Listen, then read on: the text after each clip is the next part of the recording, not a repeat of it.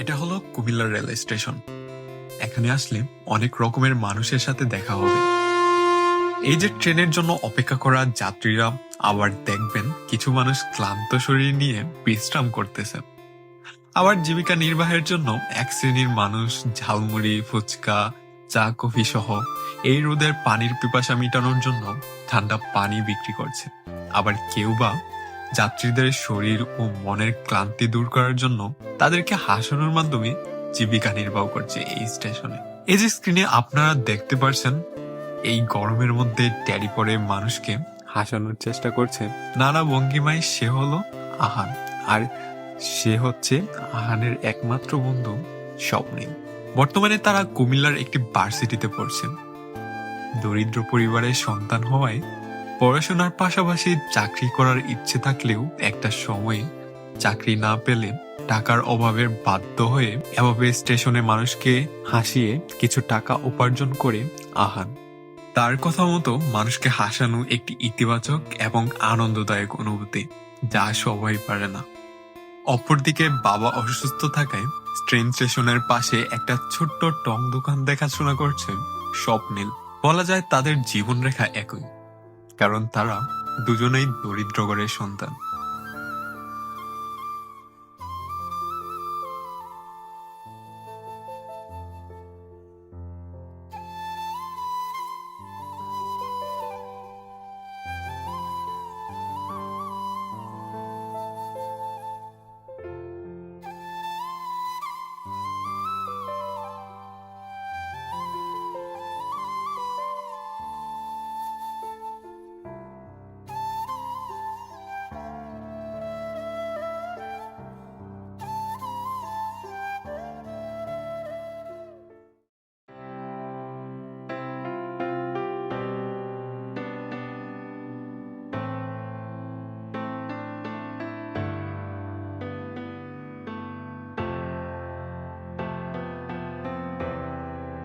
কি রে বন্ধু, তোর কি টাকা ম্যানেজ হইছে?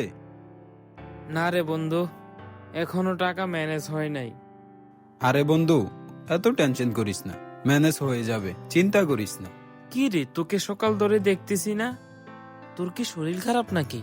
না, জ্বর তো নাই, কি হয়েছে? তুই তো জানোস বন্ধু, বাবার শরীর খুবই খারাপ, অনেক অসুস্থ। আর দেখ, দোকানটাও আমি চালাইতে হয়। একদম আমার মতোই, পুরো কপালটাই খারাপ। আচ্ছা, আঙ্কেল তো অসুস্থ ছিল তাই না? তো এখন শরীরের কি অবস্থা রে? আজকে সকালে মারা গেছে বন্ধু।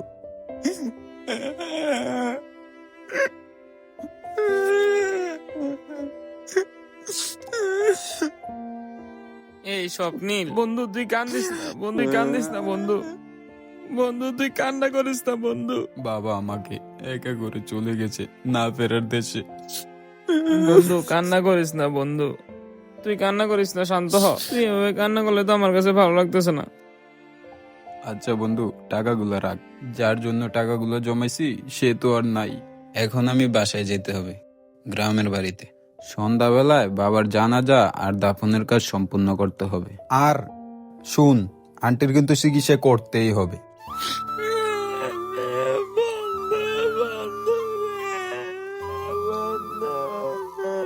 গেলাম।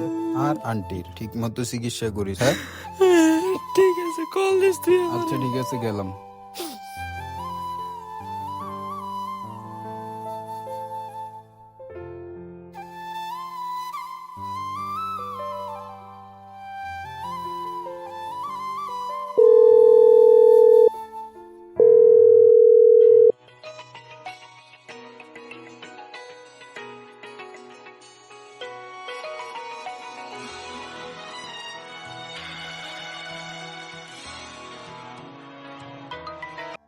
কেমন আছো বাবা? আর মার শরীরটা এখন কেমন? আমরা তো কোনো রকম ভালো আছি। ডাক্তার বলেছে তোর মার অপারেশনটা না করাতে পারলে তোর মাকে বাঁচানো যাবে না। না বাবা, তুমি এভাবে বললো না বাবা। যেভাবে হোক আমি মার চিকিৎসাটা অন্তত করাবো বাবা। তোর মার অপারেশন করাতে অনেক টাকা লাগবে, তুই এত টাকা কই পাবি বাবা? বাবা, আমি টাকা ম্যানেজ করে ফেলবো, তুমি চিন্তা করো না বাবা। তোর মার এই অবস্থা, চিন্তা না করে কি থাকতে পারি বাবা? আচ্ছা বাবা, তুমি একটু কলটা রাখো। আচ্ছা ঠিক আছে।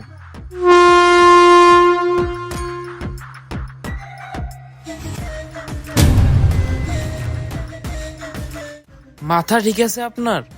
আপনি আমাকে বাঁচালেন কেন? আমি এই জীবন রাখবো না।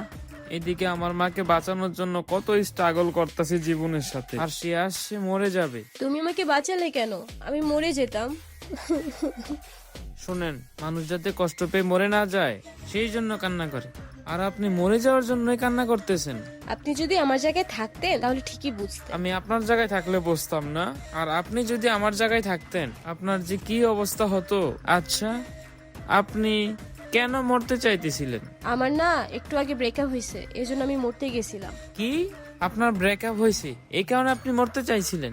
ইস, এটা যদি আমি আগে জানতাম তাহলে আমি আপনাকে এই চলন্ত ট্রেনের নিচে ধাক্কা দিয়ে ফেলে দিতাম। আটকালেন কেন? আচ্ছা, এসব কথা বাদ দেন, আমি না বাসায় যাইতে হবে। আমার মা অসুস্থ, টাকার জন্য চিকিৎসা করতে পারতেছি না, বুঝছেন? আর কালকের মধ্যে যদি অপারেশনটা না করতে পারি তাহলে খারাপ কিছু হয়ে যাবে আমার মার সাথে। কি, আপনার মা অসুস্থ? সত্যি?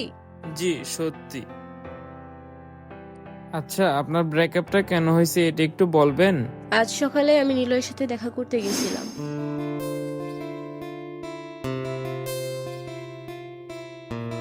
কি ব্যাপার, চুপ করে বসে আছো কেন? কিছু বলবা না? শোনো, তোমার একটা সত্যি কথা কই। রাখো তোমার সত্যি কথা, একটা পাইছে। তোমাকে একটা সত্যি কথা কই। মিথ্যা কথা বলা ভালো না, তাই তো সবসময় সত্য কথা বলি। তোমার এইসব ডায়লগ সাইডে রাখো। এখন বলো, তুমি কি আমাকে বিয়ে করবে না? আচ্ছা, তুমি তো প্যারা দিতেছো কেন? সবসময় শুধু বিয়ে বিয়ে করো। আমার থেকে সবকিছু পেয়ে গেছো তো, এজন্য তোমার কাছে আমার কোনো মূল্য নেই। আরে আজব তো, সব পেয়ে গেছি মানে। শীতের হুডি কেনার জন্য তুমি আমাকে ওই দিন 4360 টাকা দিলা, এতে বলতেছো সবকিছু পেয়ে গেছি। নিলয়, আমি তো তোমাকে টাকার কথা বলি নাই। আচ্ছা, তো কিসের কথা বলতেছো? তুমি তো আমাকে টাকা ছাড়া আর কিছুই দাও নাই। ও, এখন কিছু বুঝতেছো না? তখন তো বলছিলা আমি তোমার কাছে সবকিছু। এগুলো না বললো তো তখন তুমি আমাকে সবকিছু দিতা না, মানে ওই টাকাটা দিতা না। এখন কি সমস্যা তোমার? কি সমস্যা মানে? তুমি কি আবার নাফিসা রায়হানের সাথে প্রেম করা শুরু করেছো নাকি? এই তো তুমি বুঝে ফেলছো। একদিন তোমার সাথে কথা বলি না দেখা তুমি আমার আবার সন্দেহ করা শুরু করছো। আচ্ছা, এখন সবকিছু বাদ দাও। এখন তুমি বলো না, তুমি কি আমাকে বিয়ে করবা না? তুমি কি আমাকে ভালোবাসো না? রিলেশনে গেলে আমি 1 মাসও হয় না, আর তুমি এখনো বলতেছো তোমাকে বিয়ে করার জন্য। আরে, এই কিছুদিনের মধ্যে তো তোমাকে অনেক বেশি ভালোবেসে ফেলেছি। আচ্ছা, একটা সত্যি কথা কই, এত ভালোবাসা ভালোবাসা না কইরা নিজের কেরিয়ারে ফোকাস দাও। এই জন্যই বাল হোকা মেয়েদের সাথে প্রেম করতে নেই। কি বলেছো তুমি? এতদিন আমাদের মাঝখানে যা কিছু ছিল সবকিছু কি মিথ্যা ফিলিংস ছিল? আরে বারবার বলতেছো আমাদের মাঝে নাকি সবকিছু হয়েছে। কি হয়েছে? ওই দিন তো সামান্য গ্রুপ স্টাডি করলাম আর ওই যে ফুচকা খেলাম, এতটুকু তো। এগুলো ছাড়া কি আর কিছুই করো নাই? হ্যাঁ, করছি তো।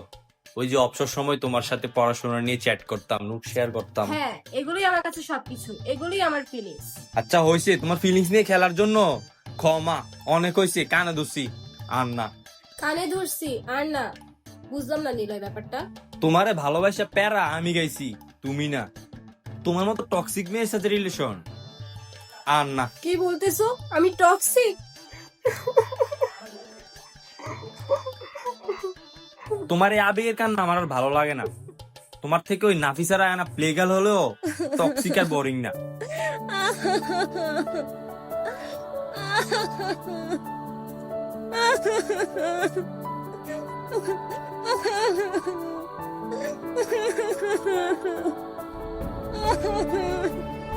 তোমার বয়ফ্রেন্ড একটা কথা ভুল বলছে, তুমি কিন্তু বোকা না, তুমি কিন্তু অনেক ভালো একটা মেয়ে।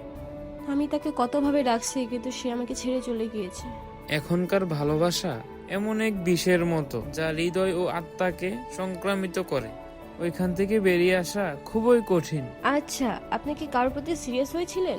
কি যে বলেন আপনি, এই গরিবের আবার ভালোবাসা। আচ্ছা, আপনার আমার চিকিৎসা করাতে কত টাকা লাগবে? 5 থেকে 7 লাখ টাকা লাগবে। আচ্ছা, আমি যদি আপনাকে এই টাকাগুলো দেই, আপনি কি নিবেন? টাকা কবে ফিরিয়ে দিতে হবে? আপনি যখন পারেন তখন দিয়েন, না দিলে তো কোনো সমস্যা নেই। আপনাকে যে কি বলে ধন্যবাদ দিব, আপনার এই টাকার জন্য আমার মার চিকিৎসাটা হবে, আমার মাকে হয়তো বাঁচাতে পারবো। আরে, ধন্যবাদ দেওয়া লাগবে না। আপনাকে লাগবে, আপনাকে দিবেন? আপনিও মজা নিতেছেন আজ গরিব বলে। আরে মজা না, সত্যি বলতেছি। আপনাকে দিবেন? আমি কিন্তু এখন বিয়ে করতে পারবো না, কারণ গরিব মানুষ তো। আপনি কিন্তু বেশি কথা বলেন। আচ্ছা, আমি বাবাকে একটু কল দিয়ে জানাই। মার অপারেশনের টাকাটা রেডি হয়ে গেছে, মানে আপনি দিবেন।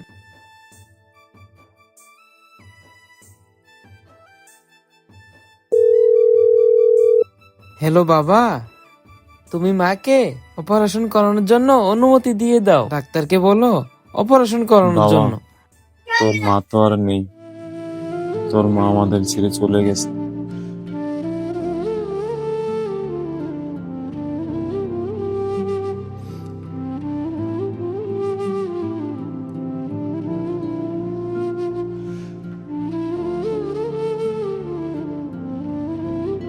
এটাই বুঝি জীবন, কখনো হাসি কখনো কান্না, জন্মিলে যে মরিতে হবে।